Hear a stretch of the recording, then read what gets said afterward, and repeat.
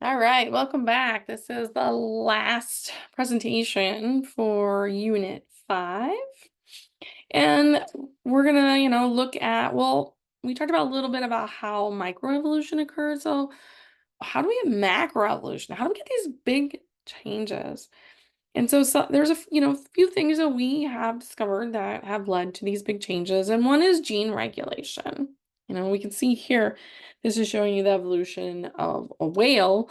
We know it started on land and then went back into, the mammal ancestor was on land and went back into the ocean.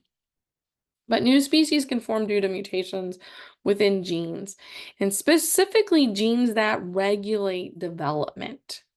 So, for example, the instructions for the pelvic bone and back leg development slow down. So, eventually, we did not produce the materials or have the instructions to make a set of back legs. Okay. And those individuals that had that mutation or did better in the aqueous environment, the water. They could swim better, didn't have that drag. So they had an adaptation that made them more fit for a water environment. We're also, and of course, the biggest question is, and we're going to get more into this in the last unit, we're going to talk about some human evolution is, everybody always asks, did we evolve from chimps? And we didn't. We did share a common ancestor. But the question is, well, how did we diverge from that common ancestor? What happened to make us human? And so we can look at the bones. When you look at the bones of a fetus from a human and a chimpanzee, you see they're very, very similar. And even when you look at a baby chimp and a human baby, you're like, oh my God, they look very, very similar. But when you look at an adult human and an adult chimp, they're very different. All right. And this is because the genes that regulate the speed and the growth of those bones, even though they may have the same basic set of bones, they are developmentally different in that the time in which they grow and elongate, and you can see how the changes have occurred differently, going from a fetus to an adult chimp and human. So those would be more what we call, we're going to get into what's called toolbox genes, right? So these are genes that regulate development. We have a term called paedomorphosis, and this is where sexual development is completed before the juvenile has finished physically developing. So we can see here we have these eggs, and then we have the larva, and then we have the paedomorph and the terrestrial adult for this particular type of salamander. There are some species that retain those gills in the adults, so they don't make that jump. Those genes have been mutated so that they do not get rid of those juvenile structures. And apparently, they made those individuals more successful. Right? So we can see that as called paedomorphosis. And then here are the toolbox genes. Now, I am going to put a video in here. It is about a video game called Spore. This video game Spore, it's a computer game, has to do with evolution. It is amazing the science that went into the development of this particular computer game. So, I'm going to put this in this module. Please watch it. It is really fascinating. Even if you don't like video games, you're going to see how it talks about how these toolbox genes are found in almost every animal. We share these same toolbox genes, and how those mutations of those particular toolbox or HOX genes have led to significantly different changes, macroevolution changes in body design. And so we can see these insects and we can see how they have different body structures, whether body parts have fused or separated. We have more what we call segmentation, or where we have fused maybe the head and the thorax or the thorax and the abdomen. So those are developmental genes and how they change over time. Homeotic genes, again, those are those master regulatory genes that I'm talking about. I had mentioned those Hox genes. And again, we can see here how that change in that one gene has changed the body design of these insects about 400 million years ago. Okay. So it's just really, really interesting. And this is where we go with that embryology. Remember, we look at the embryos and how they look very much the same at start, but then how some of these mutations in these genes have led to changes in the final product of that embryological development. So here is another picture here showing you some of those different changes that have led to different structures within our animal kingdom. So we can see whether they're mutations in different segments or different Hox genes. Okay. So the main thing here I want you to know is that basically evolution is not goal oriented. It's not saying, okay, we are here, we want to get to here. No, no, no, no, no. Okay. There are trends and adaptations throughout time. Some adaptations are positive, some are negative.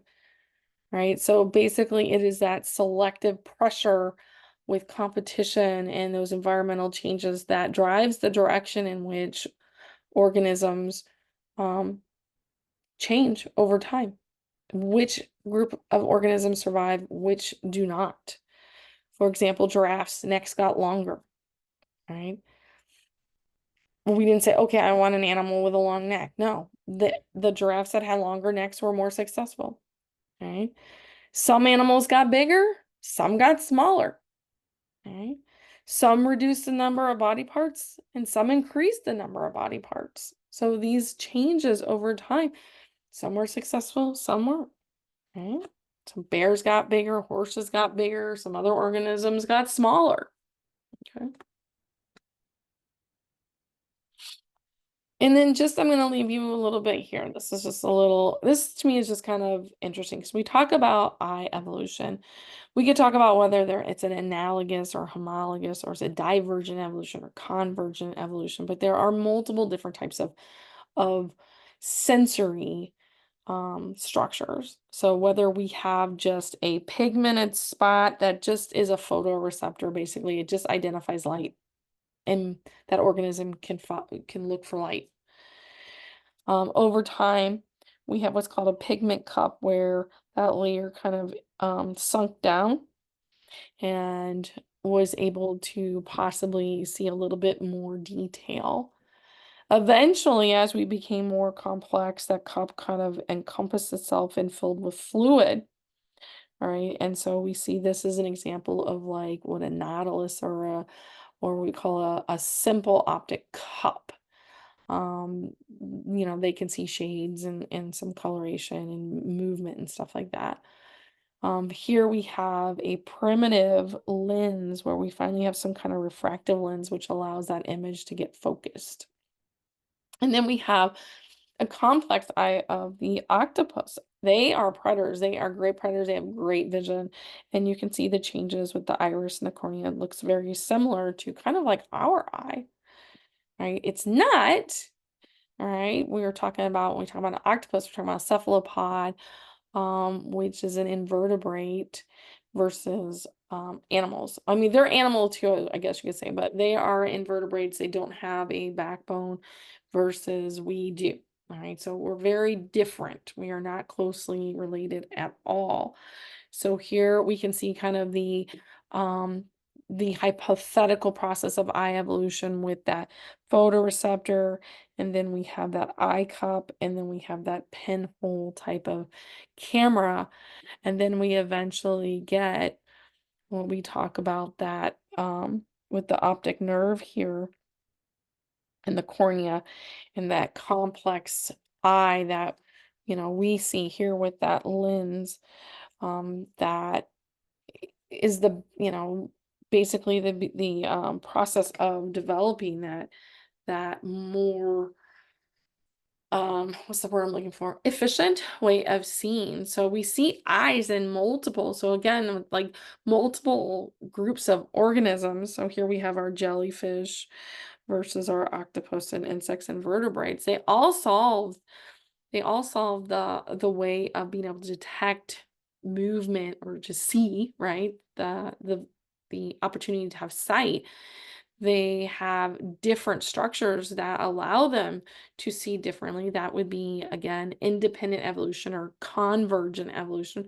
They do not come from a closely related ancestor, but they did develop the same basic type of structure.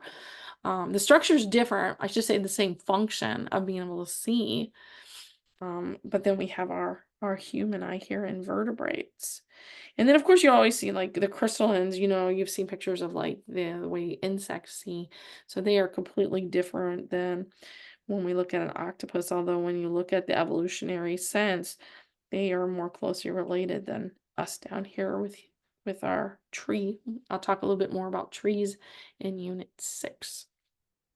So just a little fun information here, I guess you could say. But I mean, eventually you could say that all of these organisms had a common ancestor just way back in time, millions of years ago. But again, they solved a problem in their environment by having a structure that is able to detect light and see objects. Okay, they may have done it using similar structures or completely different structures. So again, this would be our analogous structures. Right? They have the same function, they are different structures. And then again, evolutionary trends, again, horses got bigger due to habitat changes. It made them more successful the bigger they were. Our human height has changed, and I have a feeling it's going to go back down. So, we were shorter as nutrition got better, medical care got better, we got taller and taller and taller. Well, I don't know if we can necessarily say nutrition is better today because we're kind of eating a bunch of crap. So, who knows? Over time, we may get shorter again. I don't know. Can't see. Because again, evolution is not goal oriented. There's not a goal. Okay. What works today may not work tomorrow. And that is the point of evolution. All right. So, ooh, that's not the end of unit 4. Sorry, guys. That should say. Okay. So be sure you complete all your readings, your videos, and prepare for your quiz. I hope you enjoyed this particular unit on the actual evolution. That, is the reason why you signed up for this class. And then hopefully if you understand everything, how Earth has set the stage for evolution, and now how all the different mechanisms in which we can change over time. We are then going to talk about a little bit about taxonomy, and then we're going to talk a little bit about human evolution in our last unit. All right. Hopefully you found this helpful, and I will see you in our last unit. Take care.